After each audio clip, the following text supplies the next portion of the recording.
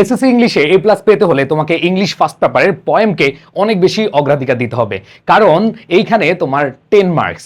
আরও মজার ব্যাপার হলো এই পয়েমগুলো তোমার বই থেকে আসবে। তোমার বইতে অনেক অনেক পয়েম না, কিন্তু অল্প কিছু পয়েম আছে। সেই পয়েমগুলো যদি তুমি বুঝে বুঝে পড়ো, এরপরে প্রশ্নগুলো সলভ করো, আর কোনো টেনশন নেই। প্রাণপ্রিয় শিক্ষার্থীরা, তোমরা যারা এই পয়েমটা ভালোভাবে মনোযোগ দিয়ে পড়বে 10 আউট অফ 10 পাবে, এবং এইখান থেকে কি কি প্রশ্ন আসতে পারে সেগুলো কিন্তু তোমাদের ফ্রিতে পিডিএফ দেওয়া হবে। কোনো টেনশন নেই, জাস্ট ক্লাসটা করো, মনোযোগ দিয়ে করো। আমি শুরু করতে যাচ্ছি। আমাদের আজকের যে পয়েম সেটা হলো ওহ মে ওহ লাইফ।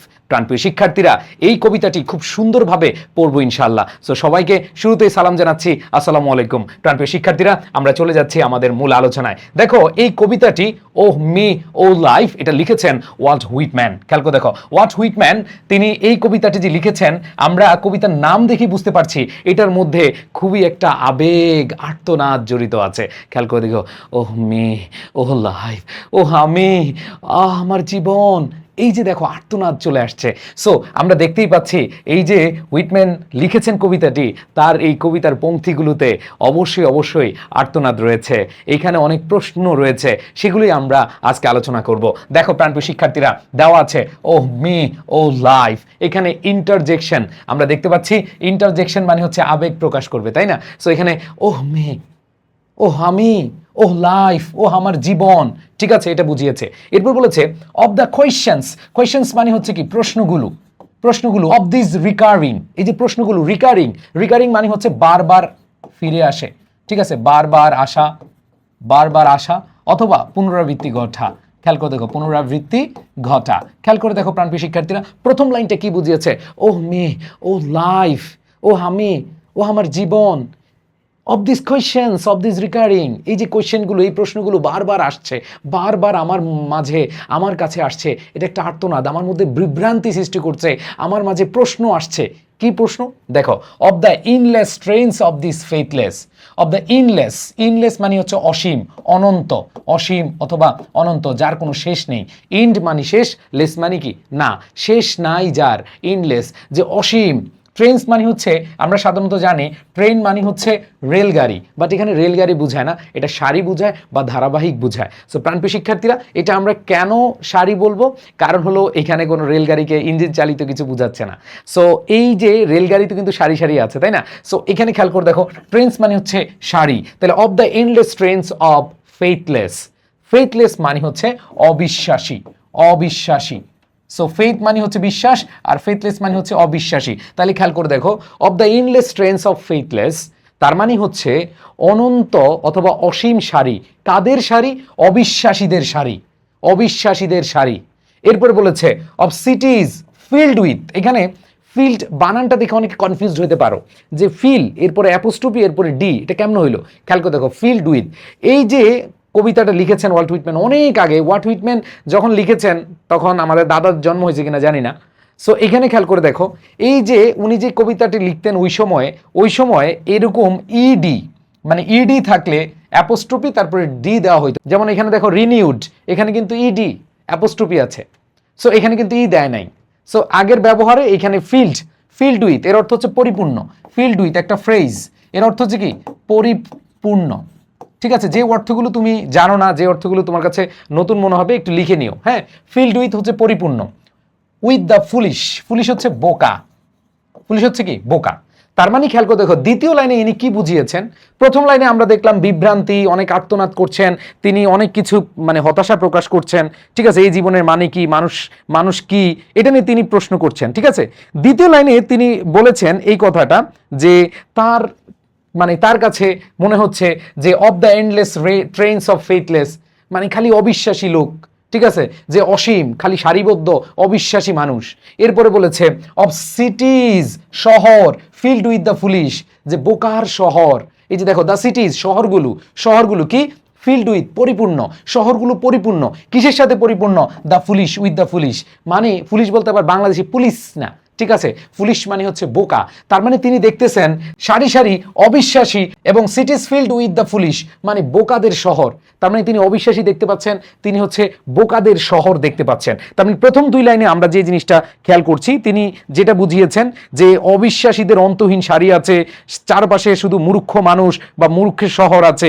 তিনি এই দুইটা জিনিস তুলে ধরেছেন। প্রথমে তিনি প্রশ্ন করেছেন, বিভ্রান্তি গেছেন, কেন জীবন, কেন জীবন, চারদিকে শুধু মানে অবিশ্বাসী মানুষ, আবার চারদিকে শুধু বোকা মানুষ। এরপরে তিনি বলেছেন of myself for ever, myself মানে আমাকে, নিজে নিজেকে বলছেন। ফর এভার মানে হচ্ছে চিরকাল, চিরকাল। রিপ্রোসিং, দেখো রিপ্রোস মানে তিরস্কার করা বা দোষারোপ করা, ঠিক আছে। রিপ্রোসিং মানে হচ্ছে কি দোষারোপ করা, না অর্থ জানলে লিখে ফেলো, ঠিক আছে। দোষারোপ, খেয়াল করে, দোষারোপ করা। সো এখানে বলেছে রিপ্রোসিং মাইসেলফ, তিনি এখন বলতেছেন যে এতক্ষণ বলছেন চারদিকে আমার আশেপাশে খালি অবিশ্বাসী মানুষ দেখি, আমার চারপাশে শুধু আমি কাকে দেখি, বোকাদের দেখি। এরপর তৃতীয় লাইনে তিনি এসে বলছেন অফ মাইসেলফ, আমিও, এখানে মাইসেলফ দ্বারা আমিও বুঝায়, ফর এভার চিরকাল, রিপ্রোসিং মাইসেলফ, নিজেকে দোষারোপ করি, আমিও আমাকে দোষারোপ করি। কি দোষারোপ করি? যে আমিও অবিশ্বাসীদের দলে, আমি হচ্ছে কি বোকাদের দলে। এই যে কমা এখানে ব্র্যাকেট দিয়ে বলা আছে, for who more foolish than I, যে আমার চেয়ে কে বোকা আছে। কি বলেছে? এতক্ষণ তো তিনি বোকাদের কথা বলেছেন, অবিশ্বাসীদের কথা বলেছেন। তিনি বলেছেন যে আমার চেয়ে কে, মানে আমার চেয়ে বেশি কে বোকা আছে। খেয়াল করে দেখো, for who more foolish than I, যে কে আছে আমার চেয়ে বোকা। এরপর বলছে অ্যান্ড হু মোর ফেথলেস, যে আমার চেয়ে অবিশ্বাসী কে আছে, আমার চেয়ে অবিশ্বাসী কে আছে। তার মানে দেখো তৃতীয় লাইনে কিন্তু তিনি সারেন্ডার করে ফেলছেন যে তিনি নিজেও এই অবিশ্বাসী বা বোকাদের দলে, তিনি অবিশ্বাসী এবং মূর্খের দলে বা বোকাদের দলে। তার মানে হচ্ছে এখন তিনি বললেন যে আমি নিজেকে চিরকাল দোষারোপ করি, যে এই যে of myself for ever রিপ্রোসিং myself, যে আমি চিরকাল আমাকে দোষারোপ করি যে আমার চেয়ে বোকা বেশি কে আছে, আমার চেয়ে ফেথলেস বা অবিশ্বাসী কে আছে।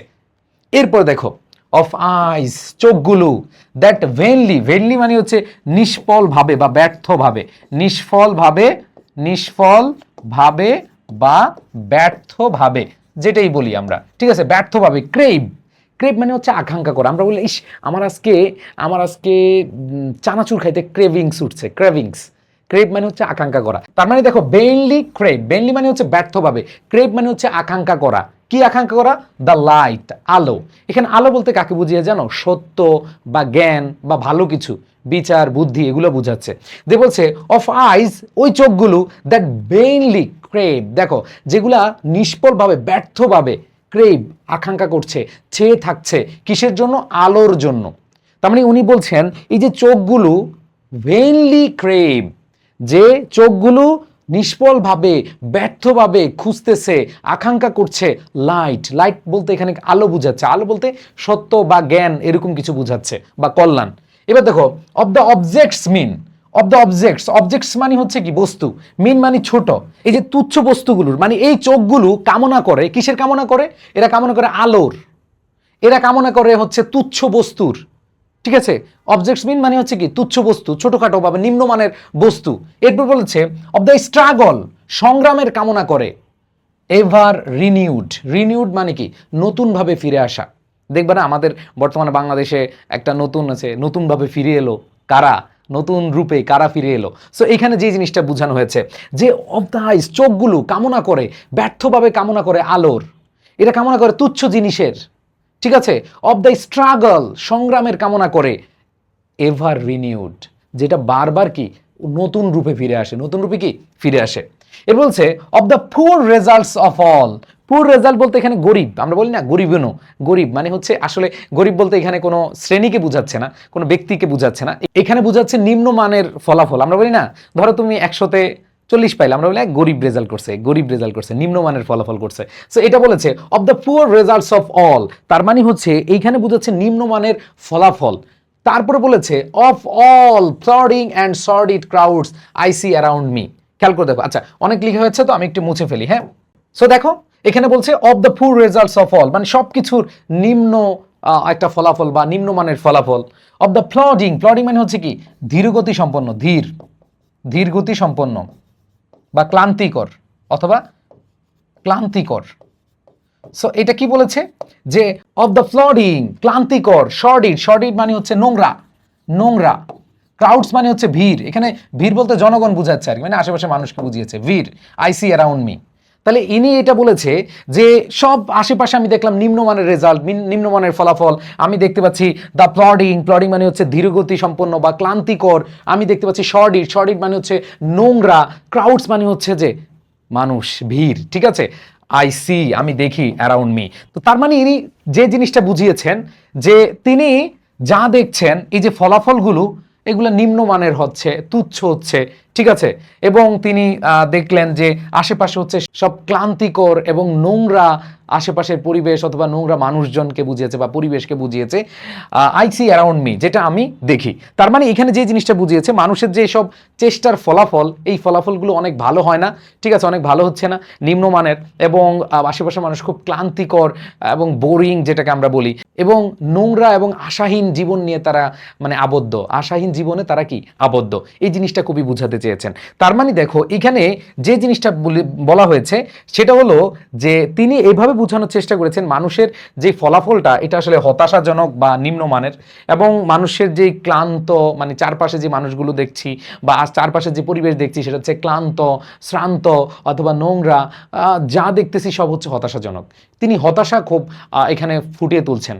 এরপর দেখো of the empty and useless years, empty মানে হচ্ছে কি খালি, ঠিক আছে, খালি, আর ইউজলেস মানে হচ্ছে কি অব্যবহৃত, ইউজলেস অব্যবহৃত, এবং যে যার কোনো মূল্য নাই, মূল্যহীন। এখানে অব্যবহৃত বলতে আমরা যদি আরো সহজে বলি সেটা হচ্ছে কি মূল্যহীন। ইয়ার্স হচ্ছে বছর, এখানে কি বুঝিয়েছে জানো, ইউজলেস ইয়ার্স দ্বারা তিনি বুঝিয়েছেন যে মূল্যহীন বছর বা মূল্যহীন সময়গুলো। তো এই মূল্যহীন সময়গুলোর তিনি বলেছেন অফ দ্য রেস্ট, মানে বাকি যে সময়গুলো আছে এই সময়গুলো হচ্ছে কি মূল্যহীন।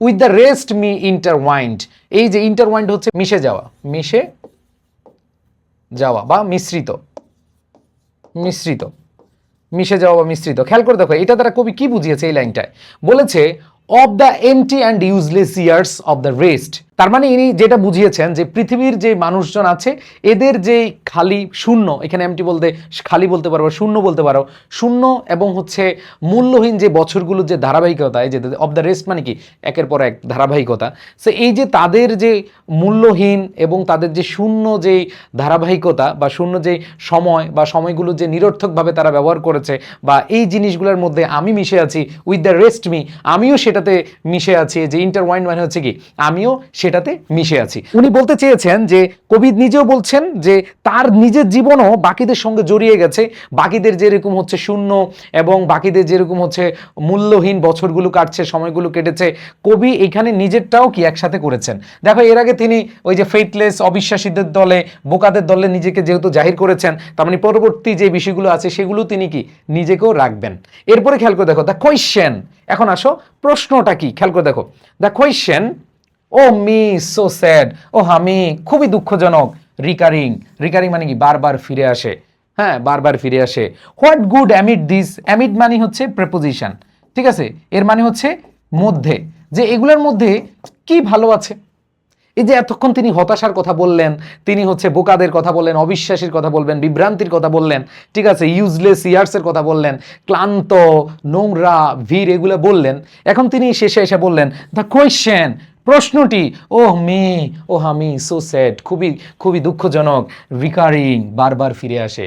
কি what good amid this, what good কোনটা ভালো, অ্যামিড দিস এর মধ্যে কোনটা ভালো। তার মানে এখানে শেষ দিকে এসে তিনি একটা প্রশ্ন করেছেন। প্রশ্নটা কি, ওহ মি সো স্যাড, খুবই দুঃখজনক, খুবই দুঃখজনক, রিকারিং বারবার ফিরে আসে। কি ফিরে আসে, প্রশ্নটা ফিরে আসে, হোয়াট গুড অ্যামিড দিস, এদের মধ্যে বা এর মধ্যে ভালো কি আছে বা ভালো কি, ওহ মি, ও লাইফ, ওরে জীবন, ওরে আমি, প্রশ্নের উত্তরটা দাও, ঠিক আছে। যাই হোক এখানে অ্যান্সারটা দেওয়া হয়েছে যে দ্যাট ইউ আর হিয়ার, যে তুমি এখানে আছো, তুমি এখানে আছো, দ্যাট ইউ আর হিয়ার মানে তুমি এখানে আছো, দ্যাট লাইফ এক্সিস্ট, লাইফ তুমি এখনো আছো, তোমার জীবন এখনো বিদ্যমান, এক্সিস্ট মানে কি বিদ্যমান, তোমার তুমি এখনো বেঁচে আছো, that life exist an identity, তোমার একটা পরিচয় আছে, তোমার একটা পরিচয় আছে। তার মানে এখানে কবি বুঝিয়েছেন যে দ্যাট ইউ আর হিয়ার, তুমি এখানে আছো, দ্যাট লাইফ এক্সিস্ট, তুমি বেঁচে আছো বা তোমার জীবন বিদ্যমান আছে, অ্যান্ড আইডেন্টিটি, তোমার পরিচয় আছে। এটাই তো অনেক কিছু, তাই না? সেখানে বলছে that the powerful play goes on, এটাই হচ্ছে শক্তিশালী খেলা, এটা চলছে, এই যে তোমার জীবন চলছে, এটাই সবচেয়ে বড় আইডেন্টিটি, এটাই সবচেয়ে বড় বিদ্যমান থাকা অবস্থা বোঝায়। এরপর হচ্ছে and you may contribute a verse. খেয়াল করে দেখো, এই যে জীবনটা অবিরাম চলছে, অনবরত চলছে, এবং ইউ মে কন্ট্রিবিউট, তুমি অবদান রাখছো এই ভার্স, নতুন নতুন পংক্তি যুক্ত করতে, তুমি নতুন নতুন দিন পাচ্ছ, নতুন নতুন স্মৃতি, নতুন নতুন কাজ করছো, এই বিষয়গুলো কবি এখানে বুঝিয়েছেন। তার মানে শেষের দিকে যখন কবি প্রশ্ন করেছেন হোয়াট কুড অ্যামিট দিস, যে এগুলোর মধ্যে আসলে কি আছে ভালো, এর উত্তরটা হলো বিভ্রান্তি, যত হতাশা, সব কিছুর উত্তরে বলা হয়েছে দ্যাট ইউ আর হিয়ার। দেখো, হাজারো দুঃখ বেদনা দুর্দশায়ও আমরা কিন্তু একটা জিনিস বললি যে আল্লাহ আমাদেরকে বাঁচিয়ে রেখেছে, এটাই সবচেয়ে বড় বিষয়, তাই না? সো এই জিনিসটাই কবি শেষ দিকে এসে তিনি স্বীকার করেছেন, দ্যাট ইউ আর হিয়ার, তুমি এখানে আছো, দ্যাট ইউ লাইফ এক্সিস্ট, অথবা that life exist and identity, তুমি বেঁচে আছো, তোমার পরিচয় আছে, the powerful play goes on, এই যে এখানে পাওয়ারফুল শক্তিশালী, প্লে বলতে এখানে খেলা বা নাটক, এই যে তোমার নাটক, গোজ অন মানে কি অবিরাম চলছে, তোমার নাটক অবিরাম চলছে, and you may contribute a verse, এবং এই নাটকে তুমি একটা একটা পংক্তি যুক্ত করেছো, এর চেয়ে আর বেশি কি চাই, তাই না? তো শেষের দিকে তিনি আশার বাণী এবং উত্তরটা খুবই, দেখো আমাদের জীবনে অনেক কিছু ঘটে, তারপরে আমরা কেন মানে জীবন নিয়ে অনেক বেশি সন্তুষ্ট, যে হ্যাঁ তারপর বেঁচে আছি, তারপর খেয়ে পরে আমরা সুন্দরভাবে জীবন কাটাচ্ছি, এটাই তো অনেক কিছু, তাই না? সো কবিতা এই জিনিসগুলো তুলে ধরা হয়েছে। তো এখান থেকে আসলে প্রশ্ন কিভাবে আসে, সো সেই প্রশ্নগুলো আমরা দেখব, আমরা একটু চেষ্টা করব। দেখো প্রশ্ন আসছে, what recurring question does the poet mention in the poem O me O life. এই যে ও মি ও লাইফ, এই যে বারবার জীবনকে প্রশ্ন করা হচ্ছে যে এইটা আসলে কেন হচ্ছে। সো এখানে আসলে জীবনের যে অর্থ বা উদ্দেশ্য নিয়ে তিনি প্রশ্ন তোলেন, যে মানুষ যে মূর্খতা, মানুষের মধ্যে যে অবিশ্বাস, মানুষ যে হতাশায় থাকে, এগুলো যে পুনরাবৃত্তি ঘটছে, এই বিষয়গুলো নিয়ে কবি বারবার প্রশ্ন তুলছেন, এই বিষয়টা তিনি বলেছেন। সো আমি এখানে তোমাদের অ্যান্সারগুলো দিয়ে দিয়েছি, এই পিডিএফ পড়লে ইনশাল্লাহ এখান থেকে কমন পড়বে, যে কোয়েশ্চেনগুলো দিচ্ছি এখান থেকে তোমাদের কমন পড়বে, আদারওয়াইজ বাইরে থেকে তোমার কিছু পড়তে হবে এরকম চিন্তা করা লাগবে না, ঠিক আছে? এরপর দেখো যে why does the poet reproach himself in the poem, যে তিনি কেন নিজেকে দোষারোপ করেছেন, কবি এখানে কেন নিজেকে দোষারোপ করেছেন।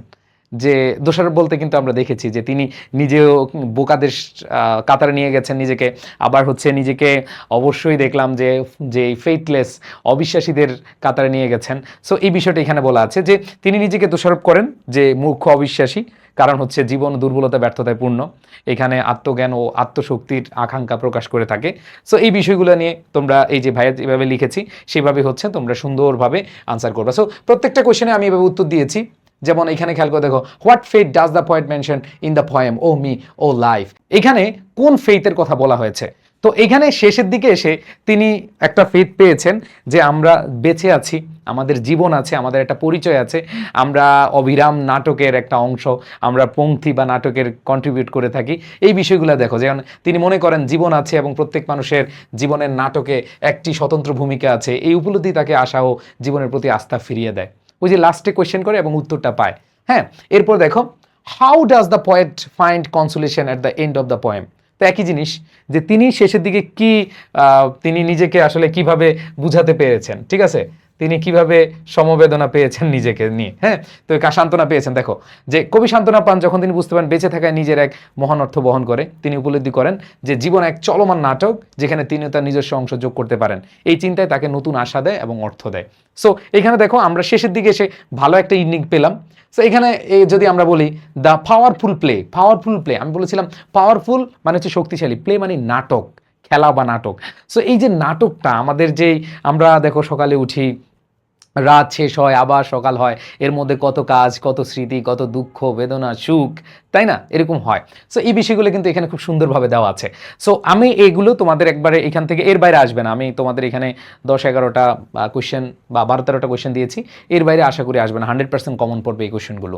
সো তোমরা যারা হচ্ছে আমাদের এই ক্লাসগুলো করবে, যারা হচ্ছে আমাদের আইস্কুল পেজে থাকবে, আমাদের আইস্কুল পেজে তোমরা পেয়ে যাবা, এবং আইস্কুল যে ইউটিউব চ্যানেল রয়েছে সেখানে তোমরা পাবা আমাদের আই এডুকেশনের তোমাদের একাডেমিক 9 টেনের জন্য আমাদের নতুন একটা প্রচেষ্টা তোমাদেরকে নিয়ে, যে তোমরা ইনশাল্লাহ A+ পাওয়ার ক্ষেত্রে আমাদেরকে পাশে পাবে, তোমাদের ভালো রেজাল্ট করার ক্ষেত্রে আমাদেরকে পাশে পাবে। এই ক্লাসগুলো তোমরা রেগুলার পাবা। অবশ্যই বন্ধুদেরকে জানিয়ে দিবা, শেয়ার করে দিবা।